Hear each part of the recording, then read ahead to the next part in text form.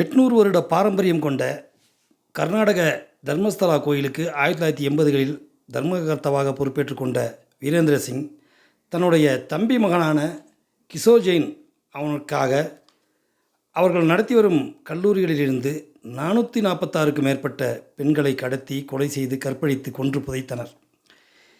இவர்கள் அனைவருமே கிட்டத்தட்ட பிராமண பெண்கள். இவர்கள் அந்த மாநிலத்தில் 3% மட்டுமே இருந்தனர். இதனால் கேட்பதற்கு நாதியற்று அந்த பெண்கள் பிணமாகி போனார்கள். இவர்களுடைய வக்கிரம் எல்லை மீறி போகும்போது கடந்த 2012ஆம் வருடம் கவுடா இனத்தை சேர்ந்த சௌஜன்யா என்ற 12ஆம் வகுப்பு மாணவியை இதே போன்ற ஒரு பாலியல் துன்பப்படுத்தி கொலை செய்துவிட்டனர். இதன் காரணமாக அங்கு மிகப்பெரிய போராட்டம் வெடித்தது. ஒக்கலிக கவுட சமுதாயம் ஒன்றாக சேர்ந்து ஒரு மிகப்பெரிய போராட்டத்தை கையில் எடுத்ததன் விளைவாக 80லிருந்து 2012 வரை 446 பெண்கள் கொலை செய்யப்பட்டு புதைத்த நிலையில் அதிலிருந்து இதுவரை ஒரு பெண்கள் கூட கொலை செய்யப்படவில்லை.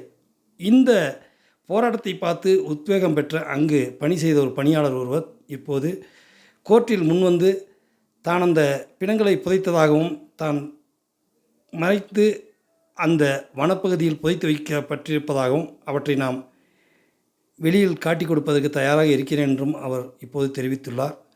இந்த கொலைகளுக்கான நீதியை இந்திய மக்கள் எதிர்பார்த்து கொண்டிருக்கிறார்கள். குறிப்பாக தமிழகத்தில் இதுபோன்ற நிகழ்வுகளுக்கு விடிவு கிடைக்கும் என்பதால் தமிழக மக்களை எதிர்பார்த்து கர்நாடக நியாயவாதிகள் காத்திருக்கின்றனர். மேலும் இந்த வீரேந்திர சிங் ஏதோ கன்னட பூர்வீக கன்னடார் என்று நாம் எடுத்துக்கொள்ள முடியாது. ஏன்னா அவர் ராஜஸ்தானை சேர்ந்தவர், சமண சமயத்தை சேர்ந்தவர், ஜெயின். இவங்களோட வேலை என்னென்னா வட்டிக்கு வர்றது தான். மகளிர் குழு லோன் அப்படிங்கிறது கர்நாடகாவில் இருக்கக்கூடிய 32 டிஸ்ட்ரிக்ட்லேயும் தர்மசலா சங்கம் தான் ரொம்ப பெருசு. 22% வட்டி. அதாவது அது வட்டி எப்படி இருக்கும் அப்படின்னு கேட்டிங்கன்னா, நம்ம வாங்குறதுக்கு டபுள்னு வச்சுக்கங்களேன்.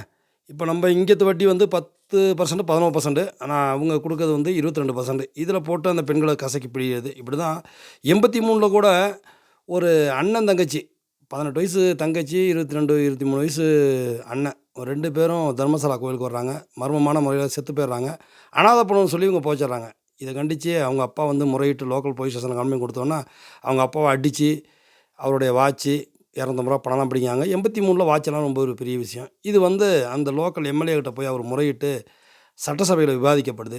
விவாதிக்கப்படும் போது அன்றைக்கி எதிர்க்கட்சி தலைவராக இருக்கக்கூடியவர் பங்காரப்பா, அவர் இந்த கட்சி காங்கிரஸ் கட்சி, அவர் எந்திரிச்சு கேள்வி கேட்குற எனக்கு பதில் சொல்லணுன்னு உடனே அன்னைக்கு முதல்வராக இருந்த ராமகிருஷ்ண ஹெக்டே, இவரும் ஐயர் தான்.